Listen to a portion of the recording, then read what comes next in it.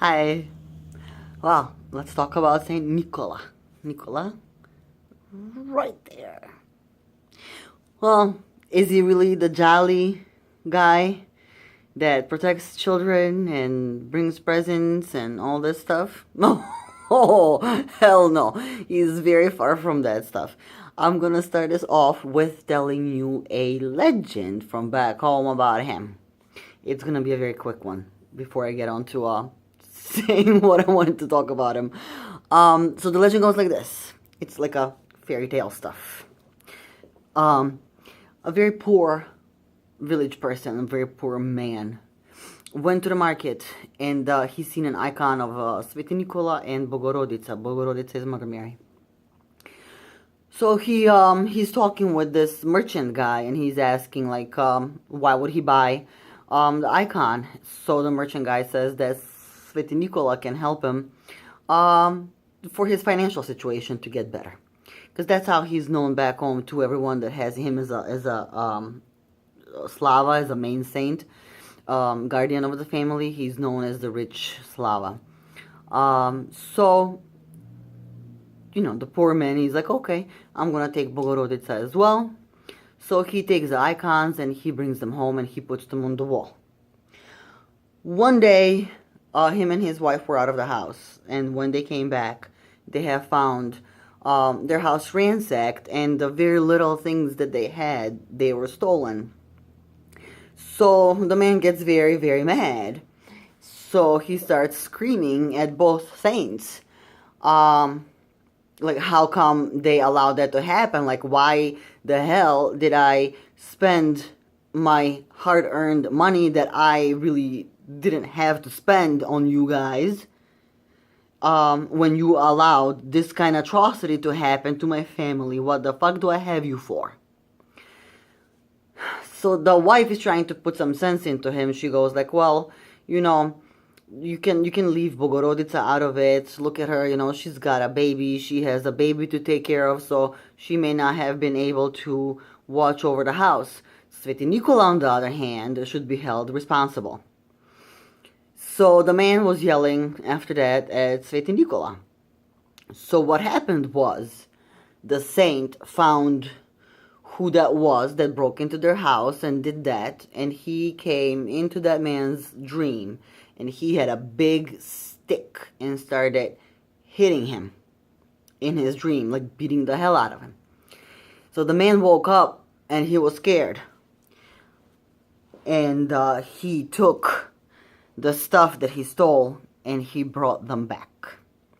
So that shows a characteristic of St Nikola. He is not nice. Another thing about him is that, but he's not the only one. It's weird how everything got so interconnected when Christianity came, because it was not a clear cut and paste kind of thing when it comes to the old gods and then the saints and stuff.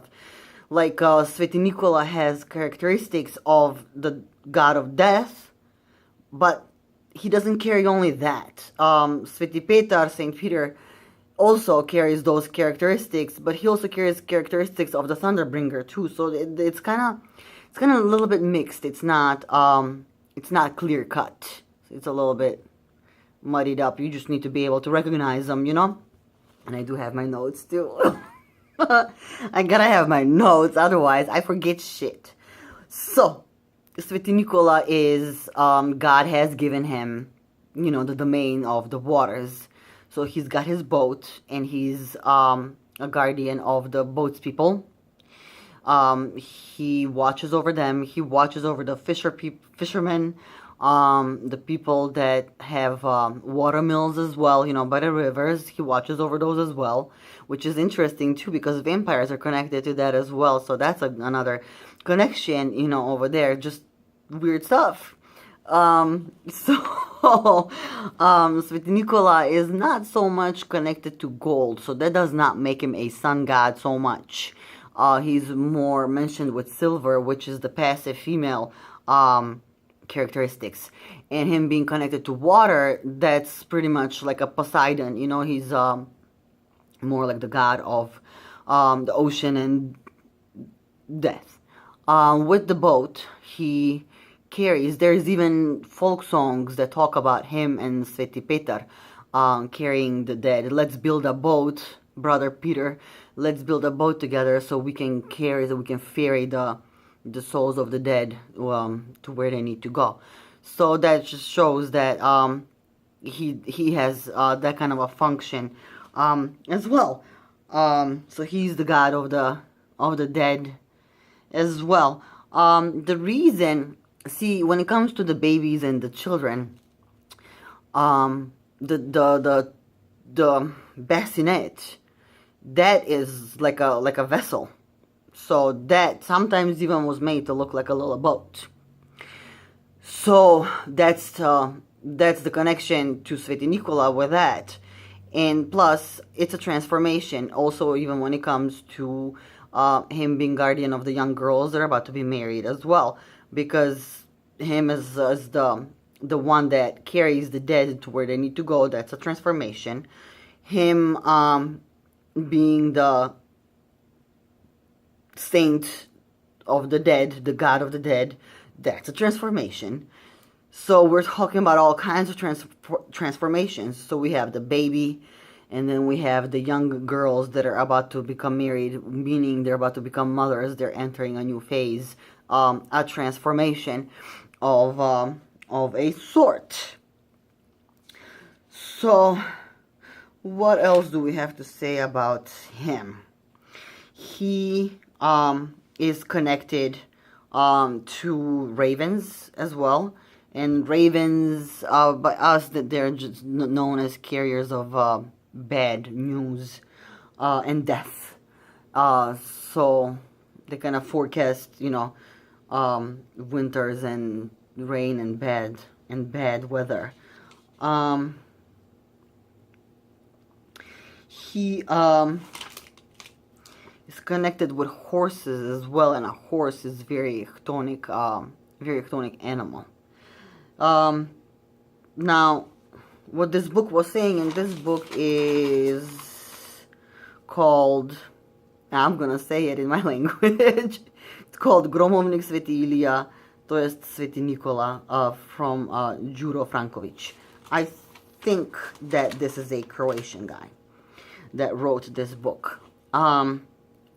Scholar.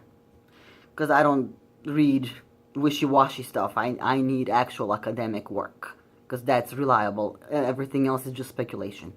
I mean, this is still speculation, but at least it stands on a better leg, So what he says is what are the attributes of Sveti Nikola? He says it's a chain, a cane, a hat, and all these are typical things for the spirits, the deities that belong to the dead, the chthonic ones.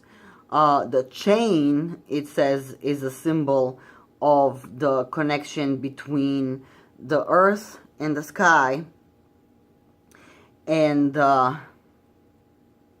also the earth and the bottom. Because according to us, the dead can live underground, and the dead can also live in the oceans or across 7 oceans. So it's not just one place that they would be talking about. So that's it about Sveti Nikola for now. I kind of got it 9 minutes. So I hope this helped somebody, and I hope you guys learned something new from a different perspective.